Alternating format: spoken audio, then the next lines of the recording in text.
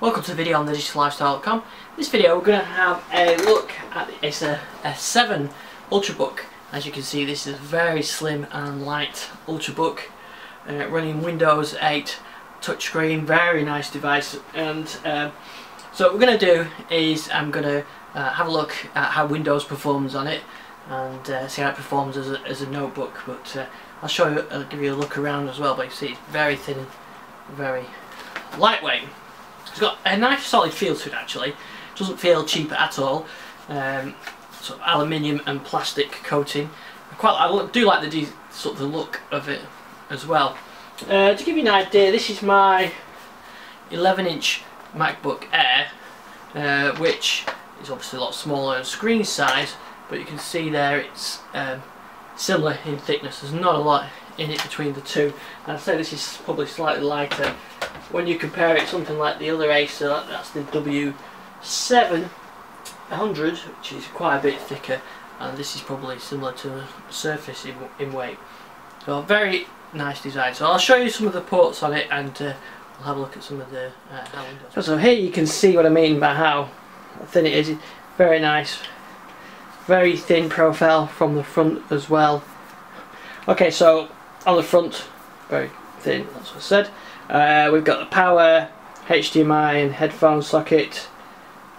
We've got no ports on the back, just the heat exhaust, and two USB 3 ports on the side, and memory card slot there as well. So underneath there you can see the speaker vents on there. So it's very light, very thin. Right, before we start, I thought what I'd do is just power this up from cold start, just so I can see the performance on it.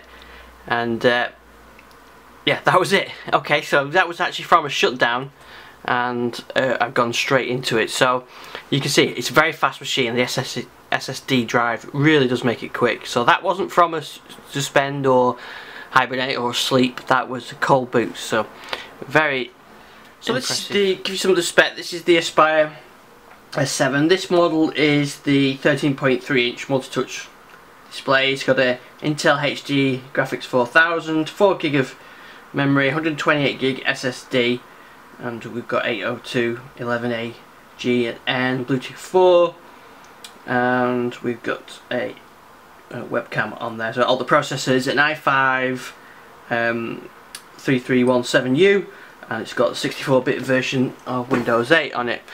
So as you can see, it's a very fast machine mainly because of the SSD. Also, it's a full touchscreen. Once you start using Windows 8 with a touchscreen, you won't want to go back to a non-touchscreen device. Even though it's a laptop, when you're browsing Internet Explorer, it's very handy to be able to just scroll up and down on a web page. It does make it much easier to use. Some of the performance stuff on this, it's got 5.4 on the Windows Experience Index. It actually feels a lot faster than a 5.4 machine, and that's mainly down to the 3D performance of the graphics card. You know, the hard disk is running 8.2 and the processor 6.9, so it feels a very fast machine, and that's really nice. It opens things very quickly. Even some of the slower apps on Windows 8, like the Mail app, it's very fast. It is a very nice keyboard. There's not a lot of travel on the keys, but if it's a light touch, it feels you don't have to sort of hammer the keyboard home, which is really nice as well. So the speakers on it, I've got some music there through Google Play. They're not sort of heavyweight, heavy-duty bass speakers.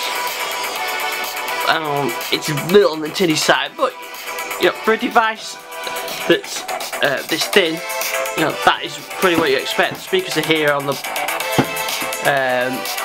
bottom, but they do produce a bit of a clear sound, and with the little feet on there, it does mean that even when it's flat down, you still can hear the sound. It's not too muffled. So for a very lightweight device, that's pretty much what you'd expect. Let's have a look at what we get bundled with it. So We've got a few apps, Skype, Acer app, Netflix, and eBay, that kind of thing, so nothing too onerous. We do have McAfee security suite on there. I'm not a big fan of that, I must admit, and tend to uninstall that and use a Microsoft solution. There's a trial version of Office installed as well.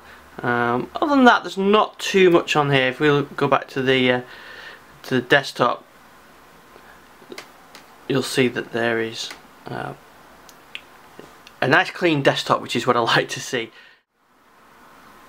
That's all the specs as well. It's 1.3 kilograms, and I used to say the battery should give you around 6 hours, which is not too bad. I mean, I prefer the long battery life of something like Surface but RT, but you're not going to get that when you're running a full Intel processor. This is running an i5, so you can install your own stuff on there. You know, that's pretty much what you'd expect. The screen resolution as well is 1080p, 1920 by 1080, so a nice, very clear display. Actually, it's a very crisp display. So I was talking about the trackpad. We've got multi-touch for scrolling. We don't seem to have the edge for task switching that we do on some of the other devices. You still can use your finger to task switch through like that, but right click, you can you sort of click down in the bottom corner for that as well. So